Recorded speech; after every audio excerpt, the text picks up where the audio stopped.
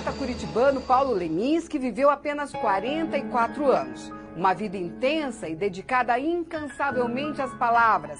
Ele produziu muito, escrevia o tempo todo e era dono de um talento que só tinha sido percebido por aqueles que, como ele, tinham o pé na vanguarda. Tudo intensamente. Meio termo não existia na vida de Paulo Leminski. Se era para fazer judô, tinha que ser faixa preta. Se era para escrever poesia, que fosse em qualquer hora da vida. Qualquer mesmo. Aquelas coisas de casal, assim, de estar no meio da briga, minha mãe falar uma frase e ele falar: fofo, isso é bom. E ele desenvolvia um poema inteiro. A vontade de saber o máximo de todas as coisas levava Leminski a buscar o conhecimento da fonte.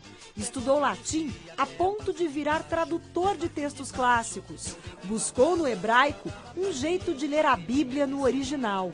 De uma simples conversa com a filha mais velha, saiu um livro. Teve uma época assim que eu fiquei super interessada em história e daí fui conversar com o pai a respeito da Revolução Russa e daí ele ficou super empolgado e começou a me contar e acabou escrevendo o Trotsky, né?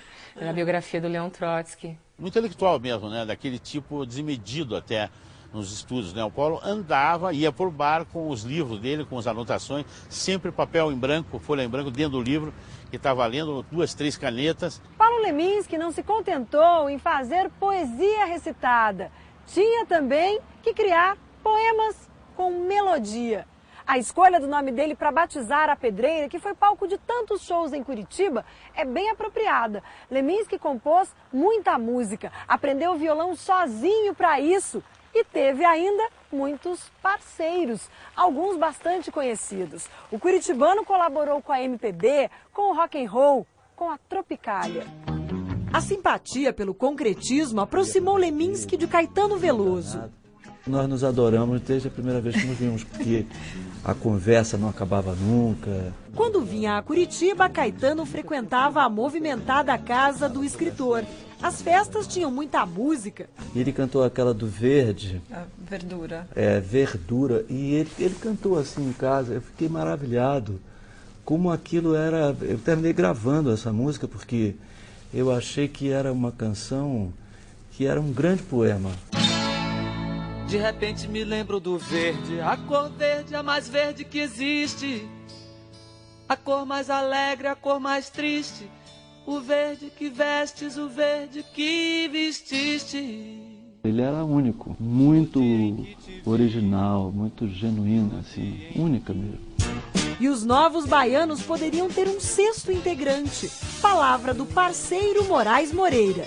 A gente se identificava muito, porque ele se encaixava totalmente naquele espírito brincalhão brasileiro. Itamar Assunção, Pepeu Gomes, Arnaldo Antunes, Gilberto Gil, Guilherme Arantes. Eles também fizeram parcerias ou gravaram composições de Paulo Leminski.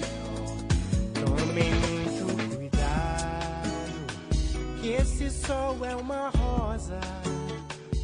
A música Promessas Demais foi tema de abertura da primeira versão da novela Paraíso, na voz de Ney Matogrosso, em 1982.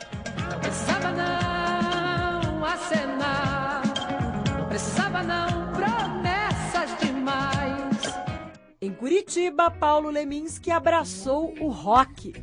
Levava a família inteira para a casa onde a banda A Chave ensaiava e se dedicava à criação de letras. Então, assim, foi conosco que ele percebeu a possibilidade da poesia ser musicada, entende? Então, muitas coisas assim, muitas poesias dele prontas se transformaram em música e muitas coisas a gente criou, digamos assim, juntos.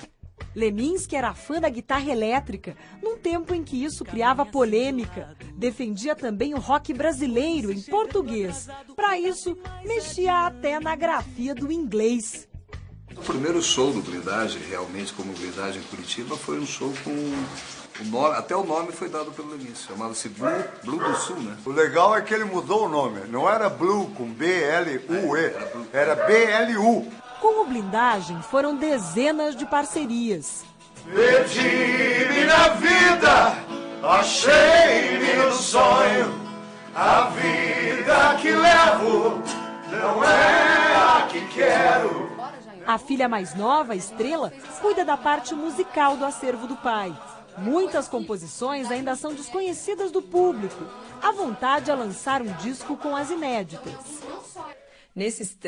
Todos esses cassetes, quantas músicas mais ou menos pode ter ali? Mais de 50, eu acho. Isso de letra e música, só música? Ah, não, daí mais. Não, daí muito mais. Daí muito mais. Muito mais. É um absurdo a quantidade de coisa que tem ali. E se o som da máquina de escrever e do violão não tivessem parado tão cedo? Quais caminhos o poeta teria seguido?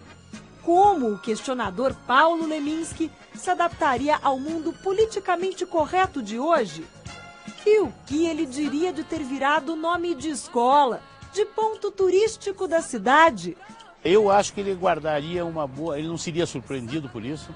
Ele não seria surpreendido. O Paulo trabalhava com a certeza de que o que ele estava fazendo era singular e que era para a posteridade. Na literatura de Leminski, algumas respostas. Num conto do livro Gozo Fabuloso, dos anos 80, ele fala que a própria obra poderia torná-lo, pelo menos em parte, imortal. Queria não morrer de todo, não o meu melhor, que o melhor de mim ficasse, já que sobre o além sou todo dúvidas. Queria deixar meu processo de pensamento, minha máquina de pensar, a máquina que processa meu pensamento. Um dia intuí. Essa máquina era possível. Tinha que ser um livro. Tinha que ser um texto. Como ele mesmo disse, a intensidade, o humor, a rebeldia, a essência de Paulo Leminski permanecem nas palavras escritas à mão, batidas à máquina, impressas nos livros, recitadas por quem conviveu e admira o poeta. Não é preciso justificar isso à luz de nada. Eu acho que aquilo que o Paulo foi em vida, que é justamente fazer esse mix incrível, tanto do erudito, quanto da vanguarda, quanto do pop, trazer isso ao alcance de todos, está valendo até hoje igualzinho. Morria gente todo dia e morria com muito prazer, já que todo mundo sabia que o juízo afinal viria e todo mundo ia renascer. O Paulo me deu uma possibilidade de uma visão realmente assim diferente sobre as coisas. Lembra de alguma coisa que foi dita assim? Aquilo de querer ser exatamente o que a gente é ainda vai nos levar além.